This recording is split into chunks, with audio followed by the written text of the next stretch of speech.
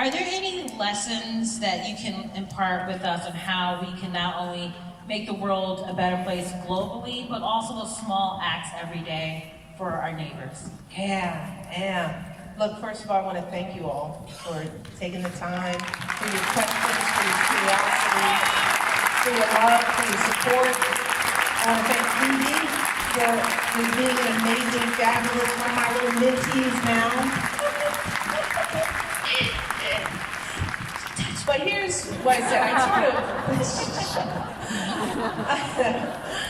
I sort of answered that global picture, the change piece, but I just want to, maybe I'll leave with again, reiterating kind of the fundamental premise behind this book, and one of the reasons why I think it's perhaps resonating. It's really the story of a little girl, and it's the ordinariness of that journey. There are no grand gestures in this book. I mean, it's talk about, values and family and hard work and sitting around the dinner table and laughter and music. It's about bullies and, successes and doubters and courage.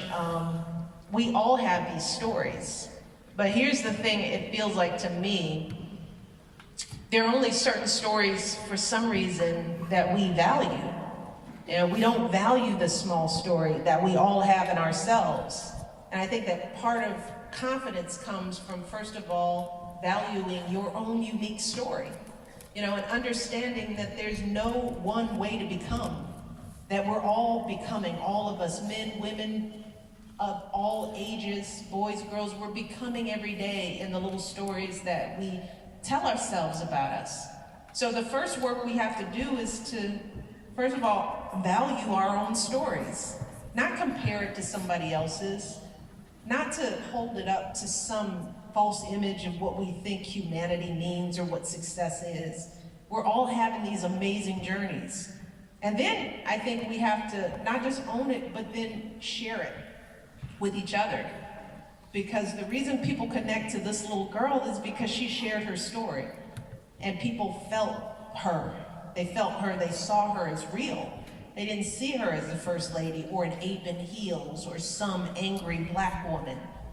They saw her hurt and her joys and her efforts because she shared her story.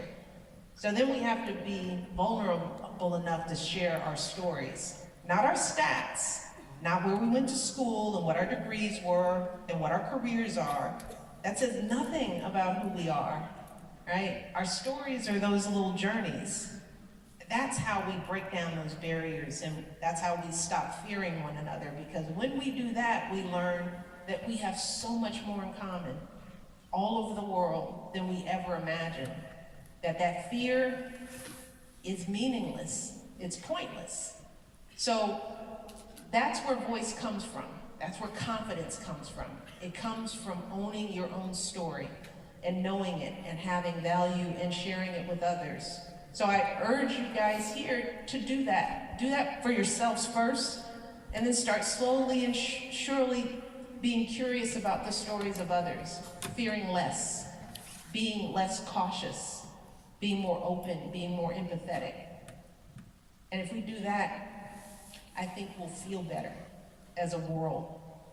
And that's what I hope. That's what I hope for our kids. So thank you all so much. Thank you for your patience and your love.